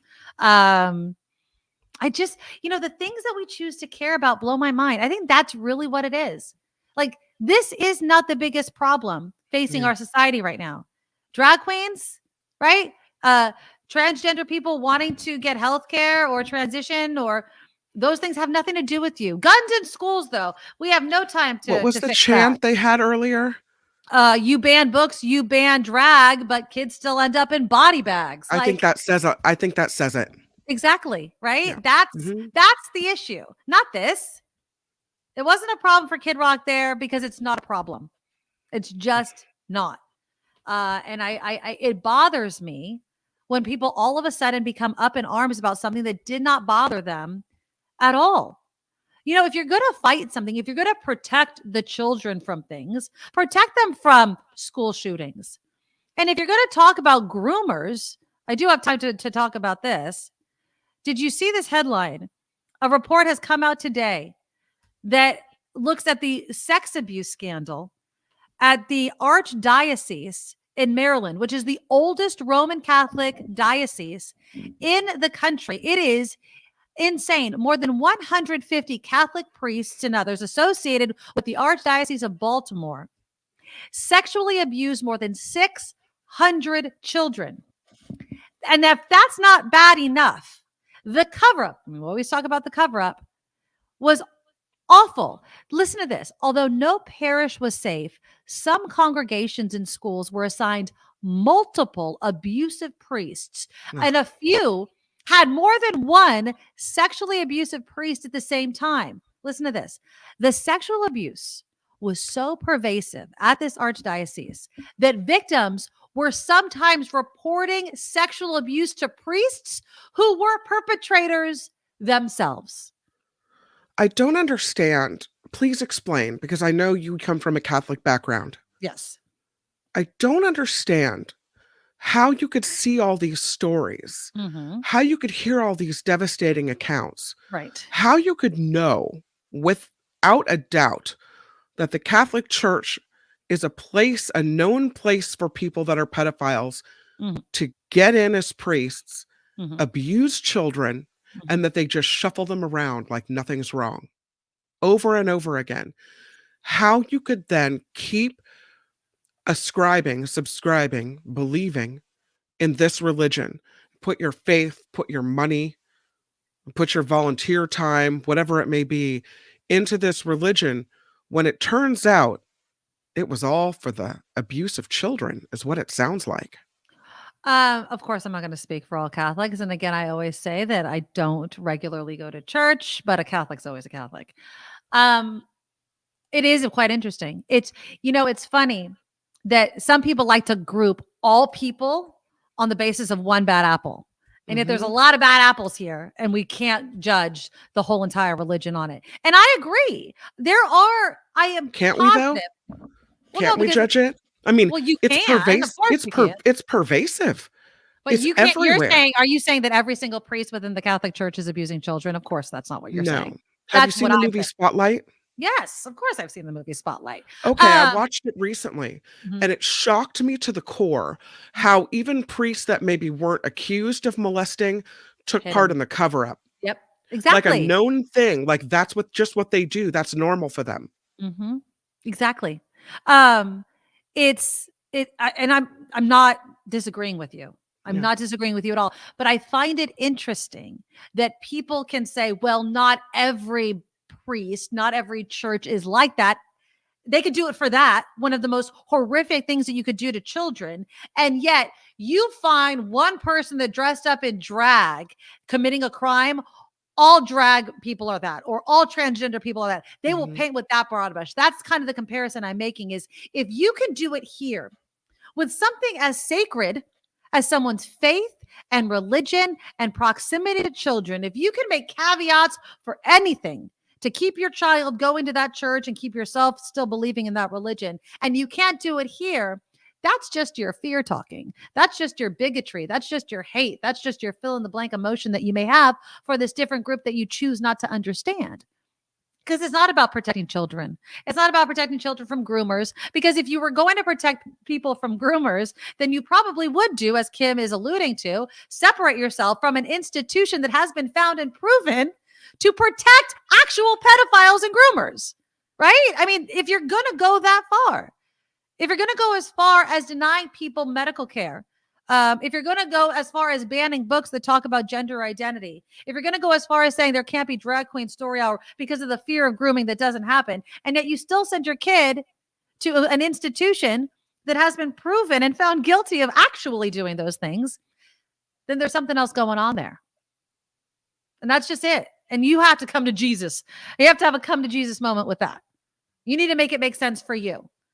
Okay? So it's a tough one. When you bring people use religion, and they have since the beginning of religion, to manipulate people. When you take somebody's faith, and I do believe in God, I do have faith. When you take that and you abuse it by manipulating their belief system, by using that to shut them up, to keep them quiet, to make them feel that what they see and hear and feel is wrong, that's a sin in my book.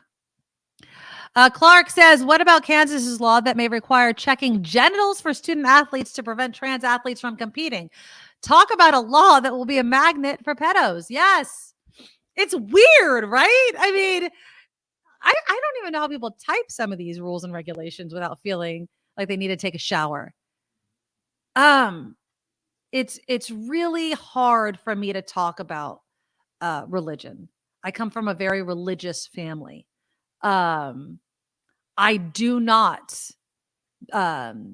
fault anybody for their religious beliefs. No matter what religion you are, if you choose to believe in whatever God or whatever that you believe in, do it. As long as you're not harming other people, go with God and do what you want to. I believe.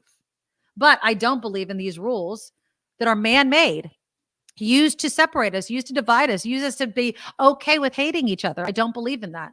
And so I have moved away from that. But that's my own personal belief. Yeah. Mo Direct thinks I'm an idiot. And it's not a idiot, it's an idiot, but I would argue that. But okay, so he thinks I have a superficial interpretation of sectarian doctrine. I don't think I interpreted the doctrine, but okay. Upon those of fallacies of man. So that I'm blaming religion for the weakness of man? I don't.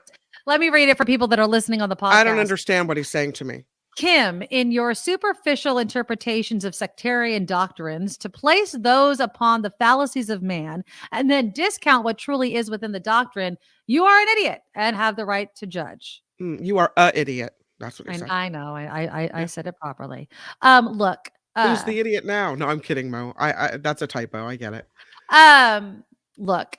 Kim's not religious, right? You were not raised in any sort of religion, correct? No, I wasn't. No. Okay. But I believe you can believe in God or a higher power without organized religion behind you. Yeah. Exactly. I also believe that you don't have to subscribe to organized religion in order to be a good person. Right. Absolutely. You're 100% correct. Look, depending on what religion that you believe in, and I don't want this to, kind of devolve into a religious conversation, but, you can't argue with the fact whether you believe that it was a God written, let's just say the Bible came from God. It was written by man. Man is fallible, has original sin. So if you know that, then you also know that man can bastardize all sorts of things for its own pleasure, benefit, whatever. And I feel like that's what's happened too much with organized religion. I think organized religion is way too into politics. I think that when you blend these two, that was why our founding fathers wanted a separation, is because there is no way where you can have one without the influence of another. Right. But yeah, I think that if we're going back to laws protecting children, let's just be honest about what we're protecting them from. Because when you look at that article, and I'll put it in the show notes if I remember after the end of the show, it's in Politico. But this is like 500-page document looking at this archdiocese. I think Kim makes a good point of how far are you really going to go to protecting children when it may bleed into what you believe. So it's a tough conversation. And I know that everyone has their own kind of belief systems that they bring into it. But we do have to protect the children, and we need to call out abuse where we see it, no matter where we see it. Okay, we're going to do some headlines with Kim. We'll lighten things up when we come back after Kim's news because it's one of our favorite segments. We are going to go to the San Francisco SPCA because there's some dogs that are up for adoption, and I think we have Krista Herman. She's because remember Krista Maloney moved on from the San Francisco SPCA. So Krista Herman joins us. I believe she's the adoption coordinator. So she's going to know all about this. We have a couple of dogs still up for adoption. And if we have time, we're going to get into this first ever event that they are holding to kind of raise money for the SPCA and for all these very worthy animals. So stay tuned for that after Kim's news. Now, from around the world to up your street, the Nikki Medoro Show presents News Czar Kim McAllister. And we will kick it off with the IRS because there is no reason, apparently, for the average taxpayer to worry about an increase in audits. That is according to the new IRS commissioner. The agency plans to use $80 billion in funding over the next decade in an effort to support the IRS with stricter rules on tax fraud, as well as boosting good service to taxpayers. Maybe someone will answer the phone if you try to call. Who knows? Stormy Daniels says, yeah, I can't wait to testify against former President Trump if the criminal case in New York actually goes to trial. In an interview with Piers Morgan Uncensored, the adult film actress said she looks forward to testifying because she says she's the only one who's been telling the truth. Trump has pleaded not guilty to 34 felony charges related to hush money payments and the cover-up of those payments made to Daniels during his 2016 presidential campaign. This is a picture of Bob Lee and his two daughters. Video reportedly shows a bystander ignored dying Cash App founder Bob Lee as he begged for help, as Nikki mentioned earlier. The 43-year-old creator of the mobile payment app was found stabbed to death near downtown San Francisco early Tuesday morning. Surveillance video of the footage obtained by the San Francisco Standard shows Lee lifting his shirt to show a driver of a parked car his stab wound, but then collapsed to the ground as that car drove off. California is expediting millions of dollars in emergency funding to help drought-stricken communities on the Central Coast. The Department of Water Resources sending $17 million to San Benito and Monterey counties to consolidate 10 failing water systems. Residents rely mostly solely on groundwater for their drinking water supply, but successive dry years have depleted groundwater basins, and recent storm runoff can further contaminate what water is actually there. And lastly, move over, goat yoga. The San Francisco Zoo is going a little bit wild. A new outdoor program will include giraffes and zebras. No, the animals won't physically be involved in doing the yoga. They will be grazing nearby during yoga class right in the middle of the African savanna. Guests will also be surrounded by antelope and ostriches. The program is called Zen at the Zoo, and the first one will be held April 29th. 2 other dates planned in July and October. They say rain or shine. So you can get out there in the African savanna, do your downward dog, be relaxed with all the animals around you. I love that idea. There you go. That's good. Maybe we should sign up. Do some downward dog with the dog doing downward dog. That would be great. This show is crowdfunded. We thank those of you in the community, the Nikki Medoro Show community in the chat, for all the chats, positive or negative. We'll take it all. You can find the Patreon and the PayPal link at theNikkiMedoroShow.com. And of course, the Super Chat is live here on YouTube. I'm Kim McAllister on the Nikki Medoro Show. Thank you, friend. All right, let's get into one of our favorite segments. I was hoping my dog, Nugget, came while Kim was doing the news, and I was like, come stay. But he ran off, so he's probably going to go bark while we do the segment. But let us welcome San Francisco SPCA, I believe, adoption coordinator, Krista Herman. Krista, thank you so much for coming on the Nikki Medoro Show. Oh, thanks for having us. I'm so excited. We love doing the segment. We brought it over from KGO onto here because we love to get some of these, very cute animals adopted. So let's get to it. Let's start. Let me bring my pictures up because everybody wants to see the pictures of the dog. Let's start with Kato. Tell us about Kato. Yes. So Kato is a 1.5 years, and he's a retriever mix. He's from Fresno originally. He's a big love bug at 96 pounds. So he's really full of energy. He's a young, nice dog that's going to be full of life and looking for an active household. And he's very affectionate too. We have him out in the yard and our outdoor dog park. He's running around like crazy, but he always comes back and checks in with us for affection. So since he's really exuberant, we're working on, when we go into his room, he tends to just want to like barrel out past us. Let's go to the park. So we're working on doing some sits, and he's been awesome, but he loves to just stay nice and close to you. So he's looking to go home soon. He's had it with the shelter. And I'm sorry if you mentioned, what kind of breed is he? He's a retriever mix. Oh, a retriever mix. All right. Yeah. So, and he's like about 1 year old, right? 1.5. Yeah. So he's a young boy. All right. So there you go. There's Kato. Now, I think that we might have had this dog on before because he looks familiar. Messi. Has Messi been at the shelter for a while? I feel like I know that face, but maybe I'm wrong. I know. No, you're correct. He has been with us for a while. So, and this is why I wanted to feature 2 of our bigger dogs, because we have lots of big guys here that, there's a lot of myths around adopting a big dog. So here's Messi. He's 3 years old. He's a German Shepherd mix. He's originally from Sonoma. He's 100 pounds, and he's really one of our staff and volunteer favorites. He's really sweet and playful. The only required, and he's here now, actually, in my office. Come here, baby. Come here, Messi. Here we go. Here we go. Here we go. Here we go. And the only requirement for him is that he's not really into other dogs. So we're looking for a really low dog traffic neighborhood for him. Okay. He's great about, like, we redirect him with commands like 180 or touch just to get that energy back at us.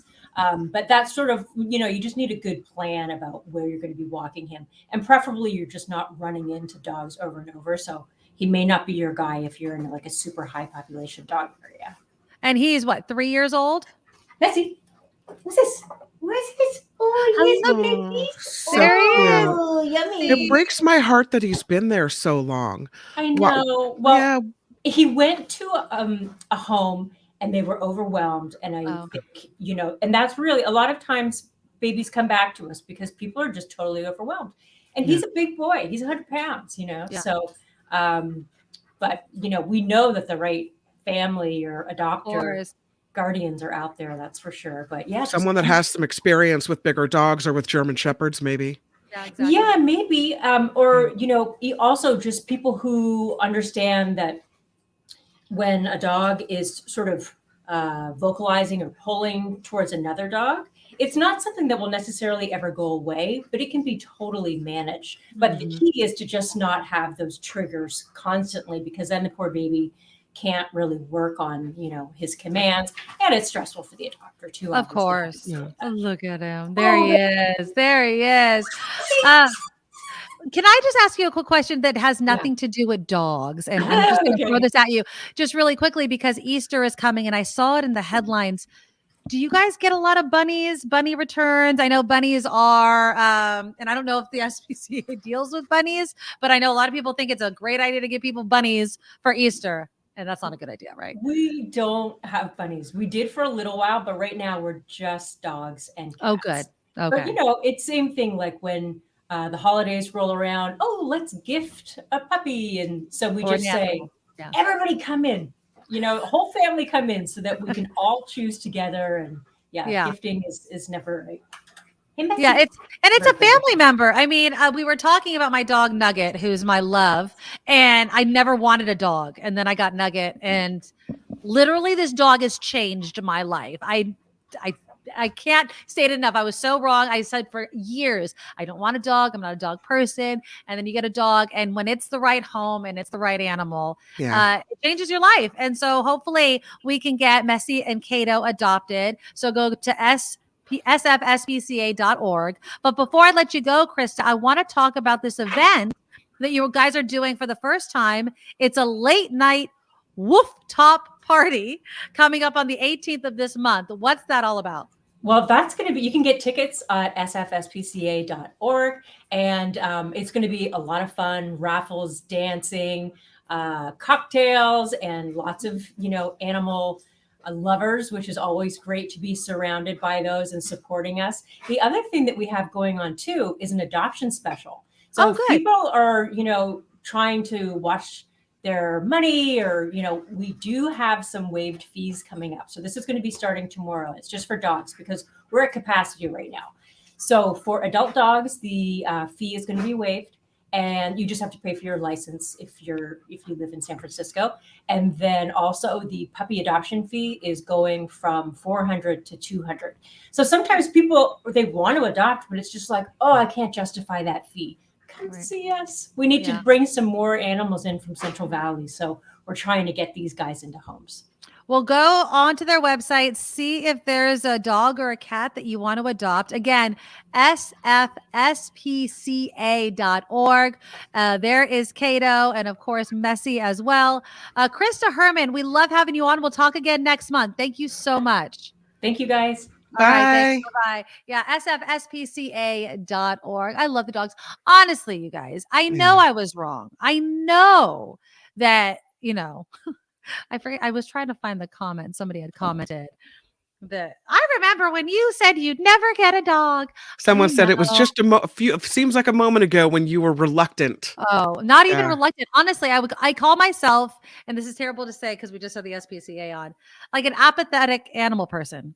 Like I take them or leave them. Like I'm not. I know our friend Karen Reed. There are people that are just Dr. Doolittles, right? Like all animals, any animals that you want, whether it's a squirrel, a raccoon, or a dog, they love these animals. And for me, I'm just like, I don't need a dog in my life. Ever since this freaking dog came in my life, it's just, oh my God. Baby.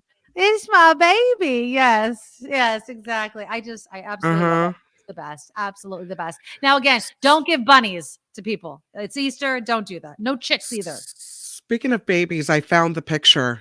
My favorite picture of Julia. You ready for this? Let's see. Oh, she looks like a model in a magazine right there. Isn't it? Yeah. Yeah, it was a good shot. It was a really good shot of her. That's my favorite picture of all time.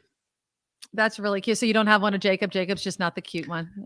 No, he is cute, but I failed as a mother. You know how you fail with the second kid? I failed, and I got pictures taken of him, but not at that exact age. So they're beautiful, but they're just, I don't know. There's something about the way that shot has like the leaves in the background, the way she kind of blended the leaves in, and the way the colors and the quilt match her eyes. I just love so many things about it. Well, that's a really good picture. Yeah. I'm terrible.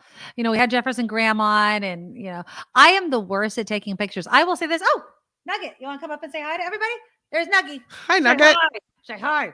All right, go bye. Bye. He's here. He thinks the show's over. It's not over yet, Doug. But I love the fact that I have Facebook, and I had it when I was really a young mother because it became my baby book. I mean, I did a little bit with my daughter, but poor Dill, my son, I'm like, sorry, man, you're just gonna have to look at my Facebook memories from today. And it's there. Like I definitely have plenty of pictures. Of course, they're online of my kids. I mean, I could do a flip book, and they're growing right before you of the amount of pictures I took and posted on social media. But printing them out, putting them in a baby book, that didn't happen as much as I wish I could have, but I just didn't. You know when people say on Facebook, I want to wish my child a happy birthday, even though the child isn't on Facebook. Yeah. And it kind of smacks of, asking for people to say happy birthday to your kid or something. Right. My son asked me the other day, Mom, can I see what you wrote on my birthday? Oh, can I see what you wrote about me on my birthday? Did you not write anything? I wrote happy birthday to him, but I didn't like wax poetic or whatever. And I just kid syndrome. I know. I just wanted to put a couple pictures up, but the reason I post it isn't because I want people to say happy birthday to your child or what have you. It's because I want them the next year to pop up as Facebook memories. Yes. Every So, day. It's a yeah. habit of my daughter. She loves it. Can I see your memories? Can I see your memories? And it's my Oh, Facebook memories. And I go, yeah. okay. So for instance, not that I'm going to show you guys this because it's on my phone, but let's just look. I actually do know because I checked it out today because it popped up. There is this adorable picture of my son and my husband. And I'm sorry, like my son is really cute still, but God, that kid was cute as a little kid. Like he was just adorable. I'm not saying my daughter wasn't. I'm not saying anything, but my son he still is, but different. It's just different when they're toddler ages. Oh my God. He was just so photogenic and just falling in love with these cutie kids. I swear to God, they make them cute. So you keep them around and you keep feeding them is what it is. Cause That's I what swear happens, to right? God. But let's do one more thing to bring up two of our favorite topics, dogs and Hawaii. Did you see the dogs that are coming, the Aloha Dog Project? No. So East Bay Shelter Berkeley Humane is seeking canine-loving travelers to transport dogs in overcrowded animal shelters in Kona on the Big Island to the mainland this spring. It's called Aloha Dog Project, and it pairs dogs in need of a home with tourists and business travelers flying to the Bay Area who could serve as travel companions. And today, I believe it was today or yesterday, they brought in some of these dogs that flew in, and they call them Aloha dogs. So you could look up the Aloha Dog Project. Let me see if I could bring up the website real quickly. And yeah, they just need basically, these dogs, you don't want to put them down they need traveling companions. So here we go. So this is the Aloha Dog Project. The project's already alleviated overcrowding in island shelters and has successfully transplanted numerous dogs from Kona Public Shelter to Berkeley Humane. Flyers flying directly from Kona on Alaska Airlines can support this project. That's cool. Isn't that cool? So yeah, Aloha dogs. I can imagine, if there's just a wild dogs out there, I guess they need a place to put these dogs. I just saw an article. This is from March 8th. Tito's handmade vodka. I don't know if they donated, they have a grant that they've presented $50,000 to the Berkeley East Bay Humane Society for the Aloha Dog Project. Yeah, that's awesome. I mean, we got to get the dogs adopted. You don't want to see them end up, on the streets or being put down or anything like that. That would just be awful. So yeah, if you can donate, and again, San Francisco SPCA is where you can go to help the dogs. All right, let's do one fun story before I let you go. Tomorrow's Friday. Since we have some time, let me know in the comments what you would like me to either eat or make for Friday food. Give me some suggestions or I'm just going to wake up in the morning and it's what I'm going to be in the mood for. Also tomorrow, because I want to get some time for this because my daughter was in this play and I don't know if your daughter was in this play. Did your daughter ever do Little Mermaid? No. She never did Little Mermaid. So my daughter did Little Mermaid. She was the bird. I forget its name. The bird.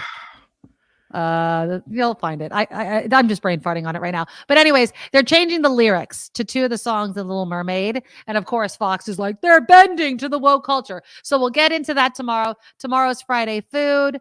What else do we have coming up on Fridays? We'll have a bunch of different things coming up on Fridays. I like to keep the show pretty light and fun to end the work week. But here's a funny story. Hilary Duff? She's an actress.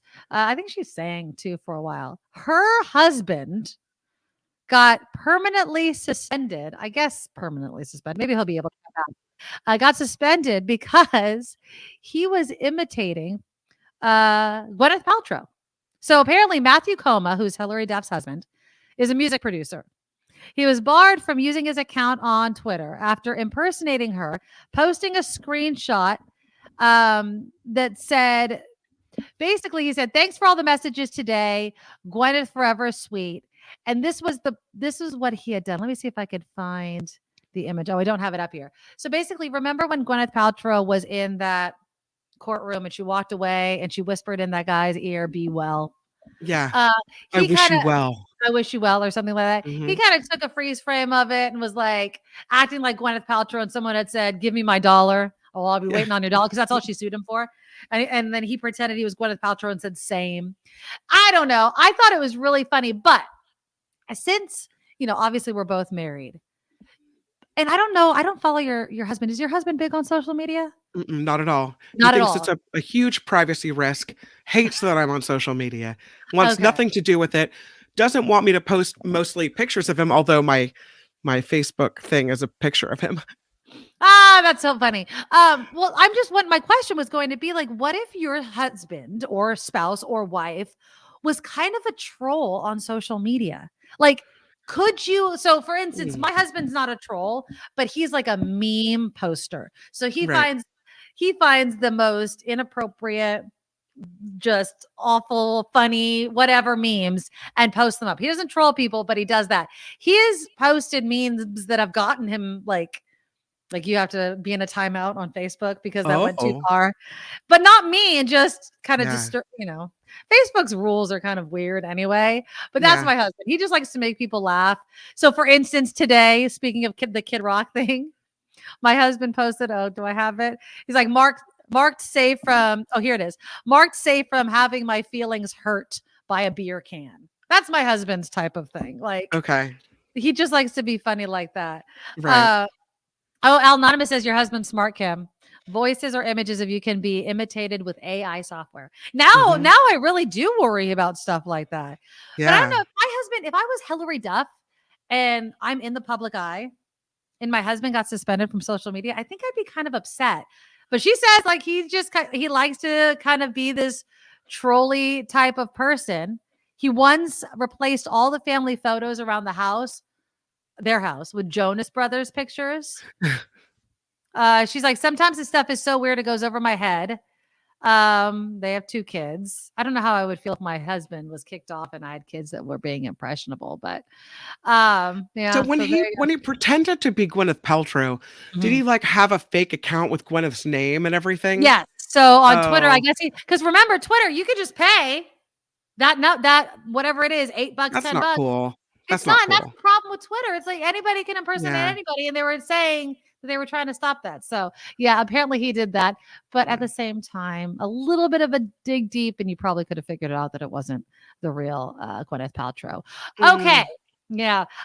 Let me read some of the comments that are coming in, because some of you are giving me some suggestions for tomorrow's Friday food segment. M. Oak, I haven't chosen a genre. I have not chosen what I want to eat tomorrow. Someone was saying matzo ball soup because it's Passover. Okay. I could also have brisket, which I know I'm not supposed to eat that much meat, but I could do brisket. I was watching a bunch of videos yesterday because a brisket is a popular thing to eat for Passover. You could do best coffee cake for an Easter brunch. Oh, a coffee. I love me some coffee cake. Remember I was talking about the Entenmann's last time and I bought one and it was totally terrible. At the grocery store. I thought I was getting a nice big one and it was so thin and the cheese didn't make it, the cream cheese filling didn't make it all the way through the whole thing. So half of it was just the dough or the pastry part. Very disappointed. A Good Friday menu. So I still can't eat meat, right? On Good Friday? I could start eating meat again after Easter. So no meat. Ooh, a fish though. I can have fish. A fish taco sounds good, Jim. So did you know that Catholics don't eat meat during the Lenten season? Yeah, you didn't know that. Yeah. So yeah, no. It was funny. My mom had come over right at the start of Lent and there was, what was it? I think it was like bacon wrapped something or other, like a water chestnut, and she like shoved it in her mouth. And I was like, there's meat on that. And she like spit it out. I'm like, Mom, I'm sure God will forgive you. He knows he knows you didn't mean it. He knows you didn't mean it. I don't know what monkey eyes soup is. Google that for me. What is monkey eyes soup? Is it their real eyes? Well, it better not be monkey eye soup. We're both looking it up. Monkey eye soup. Oh no, I don't think I want to eat that at all. I have no idea what that is, and why would I want to eat that? I have no idea. Why would I want to eat that? Is this in the news somewhere? There is a new Jamaican restaurant, though, that one of my friends was promoting. Maybe I'll go eat that. Why are you guys saying all this? I have no idea what it is. Oh, it's an Indiana. It's Indiana Jones. I have to show you a picture of monkey eye soup, you guys. This is it's disturbing. I don't know what the eyeballs are or what the eyes. I don't think that that's real. I don't know why you guys are mentioning monkey eyeball soup. Yeah, no. Indiana Jones keeps being mentioned. This says Happy Thanksgiving. Will monkey brains and eyeball soup be on the menu today? I have no idea. Okay. Maybe I'm missing I think we're missing the joke, Kim. I think we're missing the joke. I think we are. Yeah, I think it's just from the Indiana Jones movie. So there we go. Jason Voorhees burgers, blast from the past. All right, I'll figure it out. I'll take some of your suggestions under advisement. Before we go, please click the thumbs up button to show support. We love it. YouTube loves it. Thank you so much. Everybody that's become a Patreon subscriber, I love you guys so much. I really, really do appreciate you all. Go to thenikkimedoroshow.com, thenikkimedoroshow.com. You'll find our PayPal links. You'll find links to the merchandise shop, thenikkimedoroshop.com. We can get, there's blankets, there's tumblers, there's sweatshirts, there's all sorts of things like that. Again, super chat, even if you're listening in replay, you can throw some dollars our way with a super comment, a super sticker, and we do go back and read all of those. And again, tomorrow's Friday. We'll have a nice, fun show. And until then, bye-bye. Nikki, you're all so awesome. You're sprout, like a beautiful blossom. You're also the best. I really can't rest. You're all so awesome. Wow. Okay.